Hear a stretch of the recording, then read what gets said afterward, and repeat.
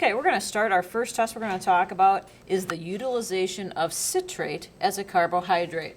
Utilization of citrate. So the media that we use is called Simmons citrate agar, and it's usually this green color when you guys get it initially. We inoculated 2 bacteria onto it, and you can see that one of the 2 tubes turned blue. So what happened, this is the positive tube that bacteria utilized its citrate as a carbon source. So you might ask, what are some other carbon sources that bacteria could use? Well, sugars. So your glucose, your sucrose, your other ones. But this particular bacteria, which is Enterobacter aerogenes, based on your label, it can use citrate as a carbon source. So the reason that it turned blue, you need to know, is that there was some alkaline product produced. You don't need to know the alkaline product. You just need to know that blue color is indicating a positive test for this, and the green one is going to be negative. So all he says is the alkaline product. In there is a pH indicator. So when the pH is basic, it's going to be blue. When the pH is more acidic, it's going to be green. And that is it for the utilization of citrate. Next, let's go through carbohydrate fermentation.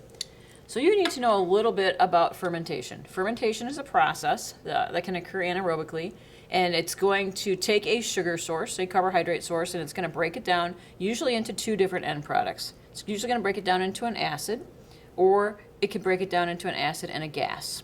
So some of the acids that produce that you might know, lactic acid you've probably heard of, and some of the gases can be maybe like carbon dioxide. So the media that we use are called phenol red broths. And we have various different phenol reds: phenol red glucose, phenol red sucrose, and phenol red lactose. You need to know that there is a pH indicator. You had a lot of pH indicators with this unit, but there's a pH indicator in here that's called phenol red. And when that phenol red turns yellow, it means that the pH within there is an acidic, a lower pH, acidic pH. And when the phenol red is a red color, it means that it's a basic or alkaline pH, so higher numbers.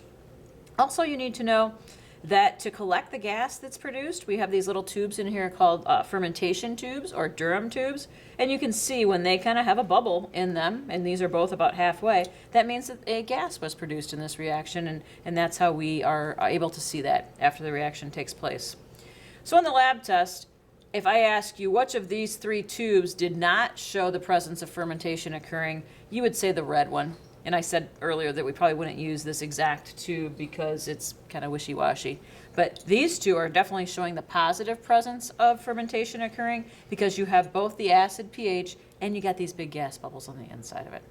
Okay, so 2 positives and a maybe on that last one. But if this would be true red, you would definitely consider that to be negative for fermentation. So again, name of the media, phenol red broth. We're testing to see if fermentation of these various sugars took place in there.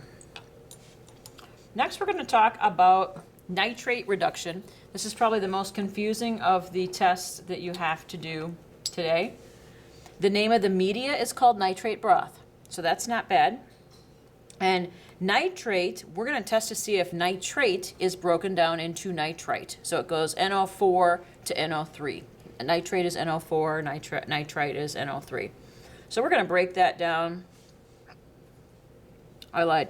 Nitrate is NO3, nitrite is NO2. So nitrate, the chemical formula, versus nitrite, the end product, chemical formula. What we do, we have 2 indicators that you're going to add for this, and you added nitrite A and nitrite B. You added about 5 drops of each of those. If the tube turns red upon the addition of those indicator solutions, yes, you've got nitrite in here, and you had that the bacteria that we put in here produced nitrate reductase. So we used Enterococcus faecalis.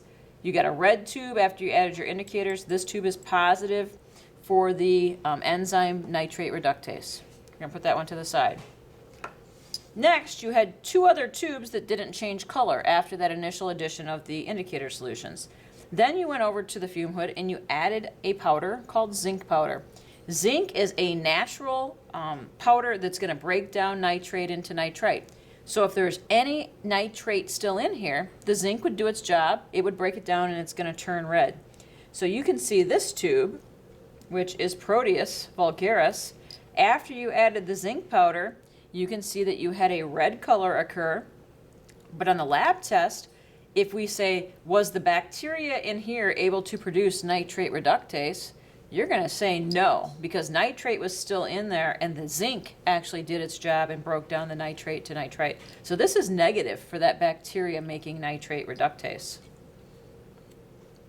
Now the last final tube, which you put Pseudomonas aeruginosa in there, you added your zinc powder to it, but you didn't get a color change. In this particular tube, if we were to ask you, did nitrate reduction occur in here? You have to say yes. And what happens, why you didn't see that red color after you added the indicator solutions, was because it went an extra step. There was another enzyme in there called nitrate reductase. Nitrites were broken down even further by the process it's called denitrification to another end product called ammonia. So it just basically, right before your eyes, it just went and did another step without you knowing it.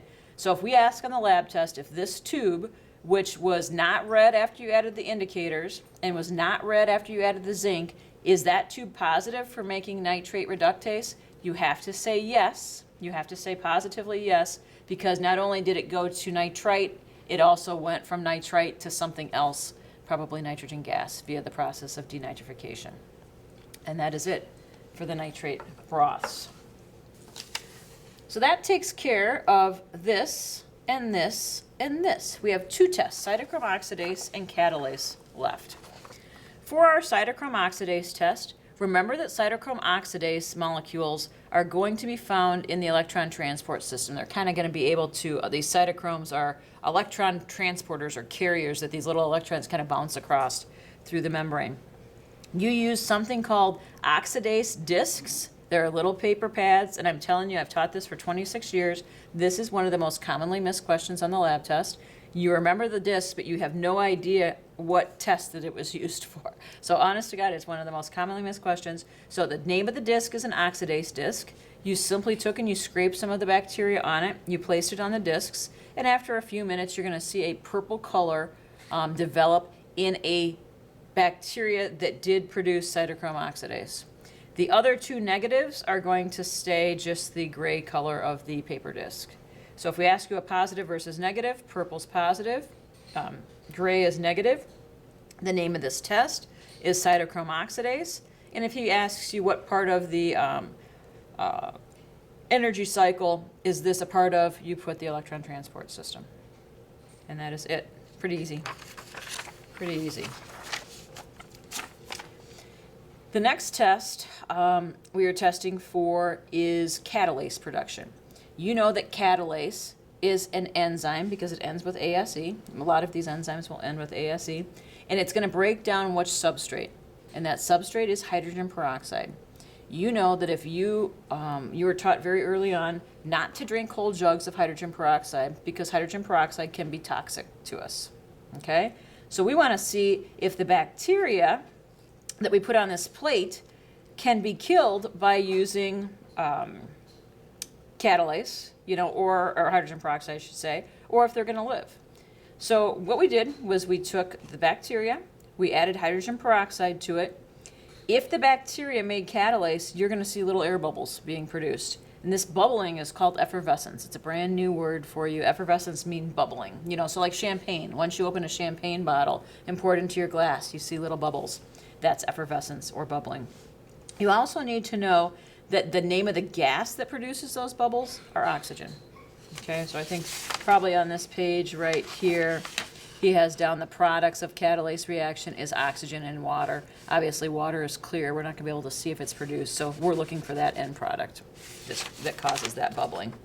So on this particular plate, if we have an A, a B, and a C, which one of these three bacteria were able to produce the enzyme catalase? You say bacteria A because you notice the bubbles. The other two are both negative for that.